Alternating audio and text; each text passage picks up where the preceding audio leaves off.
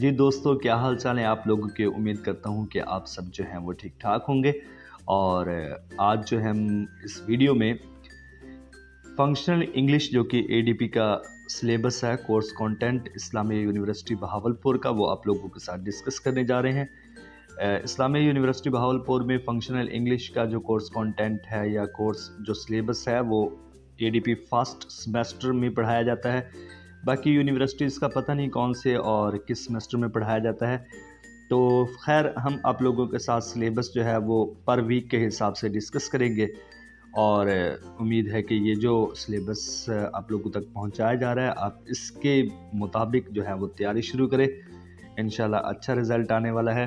और week by week मैं आप लोगों के साथ ये डिस्कस करूँगा।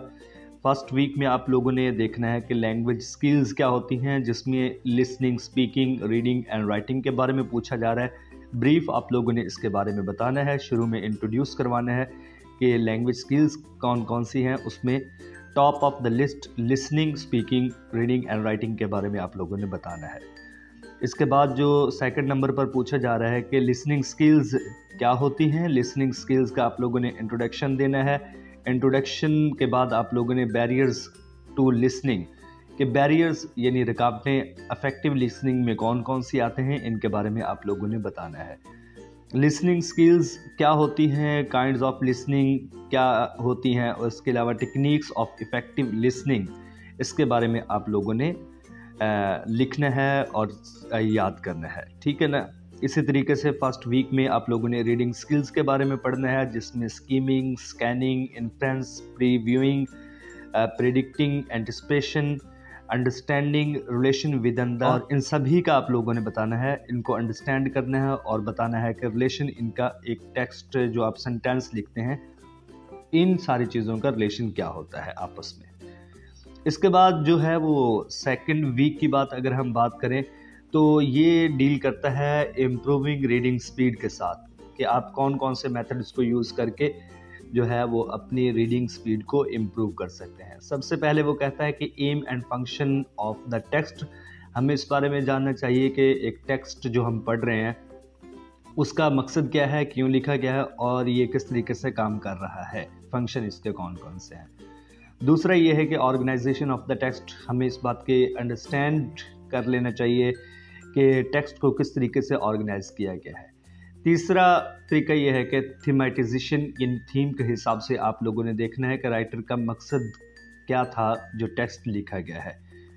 इसके बाद वो कहता है कि आप लोगों ने non linguistic response to the text, ये जानना है कि non linguistic response to the text क्या होता है, और उसके बाद linguistic response to the text के बारे में आप लोगों ने जानना है।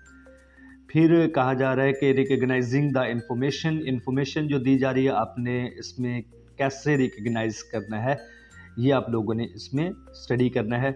और कंपेयरिंग सेवरल टेक्स्ट, के किस तरीके से आप मुख्तलिफ जो आपके पास टेक्स्ट मौजूद हो जो कि रिटर्न में है, आपने एक दूसरे के साथ उनको कंपेयर कैसे करना है, ये भी इसी वीक में आएगा।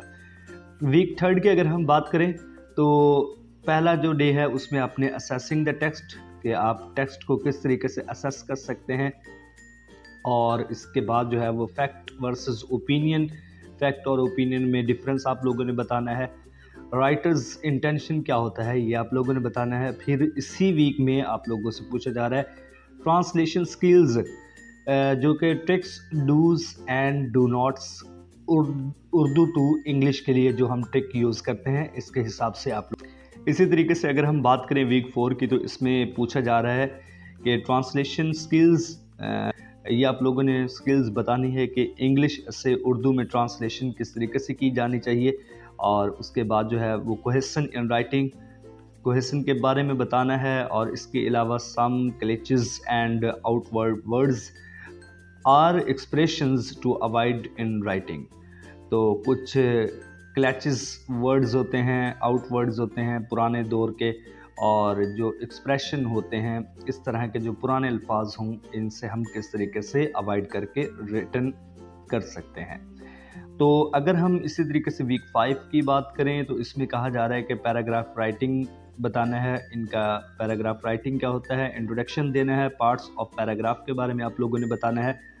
और इसी वीक में आप लोगों ने पैराग्राफ राइटिंग की definition, element and types of paragraph, ये सारी चीज़ें डिस्कस करनी है।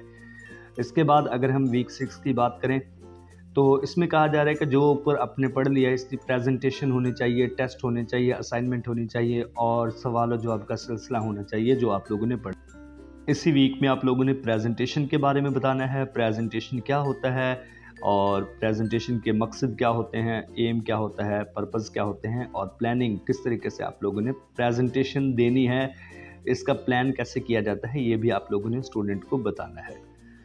फिर आप लोगों ने वीक 7 में presentation skills, strategies for effective speaking, आपने बताना है कि एक प्रेजेंटेशन स्किल क्या होती है और इसके लिए कौन कौन से मेथड्स जो हैं वो आप लोगों ने यूज़ करने हैं इफ़ेक्टिव स्पीकिंग के लिए। वर्बल और नॉन वर्बल फैक्टर्स कौन कौन से शामिल होते हैं प्रेजेंटेशन स्किल में, ये भी आप लोगों ने बताना है।